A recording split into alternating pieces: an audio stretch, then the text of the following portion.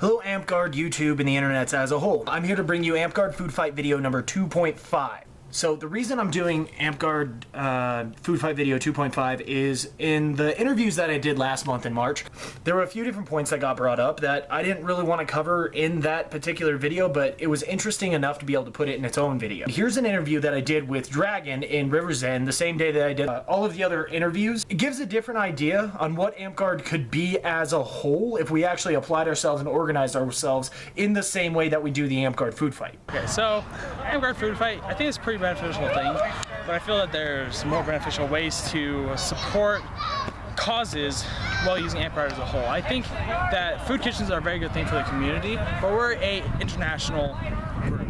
We're not just community focused. And while our individual parks are very community focused, I feel getting something that has a more international effect would be helpful. Because yes, it's helping in our regions, the food fight, but the amount that happens at each individual park, even the ones that do great amounts, is nowhere near the level they need. And yes, every bit helps, but I feel that as a large group, it would be better if we pooled our resources for a more international problem, such as uneducation, clean water supplies in other countries, resources for things such as lupus, MD, lots of other things like that.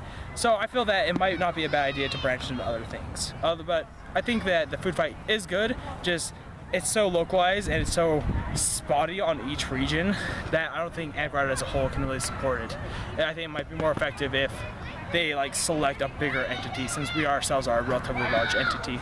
So you might recognize these guys from last month's interview video, the two guys in red shirts, Vilkis and Farkas.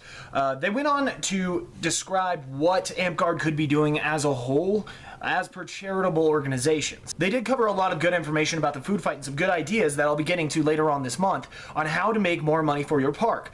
But they also reference towards the idea that Amtgard as a whole is a pretty strong entity, and we have a lot of people that are willing to help a lot of other people. I think it also opens the door for other ideas. Like I know a friend who actually doesn't live too far from here, who has a charitable organization that he put together after they lost their boy a couple years ago, and I was actually considering speaking to the monarchy about setting up a similar, maybe a dollar attorney, something like that, like we do for the food fight, to donate a little bit of money for his charity. Yeah. So what you're saying is Amtgard as a whole tends to be a giving group. Yeah. Okay. Not just nonprofit, but also charitable. Okay. Now, the difference between a nonprofit organization and a charitable organization is the idea that the money that a nonprofit organization makes usually goes back into the nonprofit organization. Charities, on the other hand, help other people. They help other people with shelter, disease, cancer, food, lots of different things. And as a charitable organization, we're involved with feedingamerica.org. Feedingamerica.org is the charitable organization that Amtgard Food Fight works through that gives us the spending power to be able to make a lot more of a difference with our food fight. Basically, Amtgard does all the legwork to go out and get all the money in September, because at that time of the year, the food banks are actually in a lull as far as incoming food goes. So that's why Amtgard Food Fight has always been in September. This video isn't exactly about the Amtgard Food Fight itself. It's more about the idea of Amtgard as a whole being a pretty good force in helping people in general. Another point to this video is to start looking at charitable organizations around you, around your community, and internationally to be able to get involved in throughout the year. Amtgard Food Fight has been using volunteer time to be able to help it out, so that's something to keep in mind.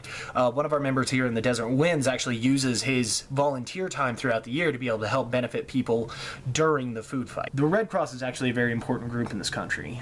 They've been around forever, and the good that they've done for the country is almost unmatched.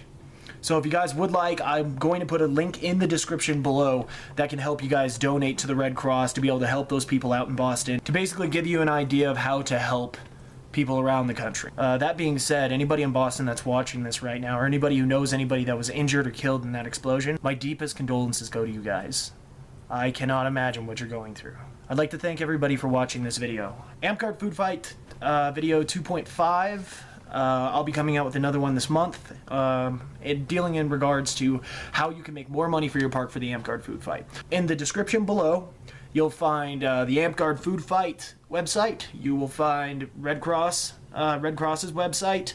You will also find feedingamerica.org, and you'll also find links to my prior videos, which will be right here, so you guys can click on it and watch some of the past videos. The more informed everybody gets about how charities work, how MPOs work, how Amtgard Food Fight works, the better it's going to be this year, and the more we can help people in need, especially those on the East Coast currently.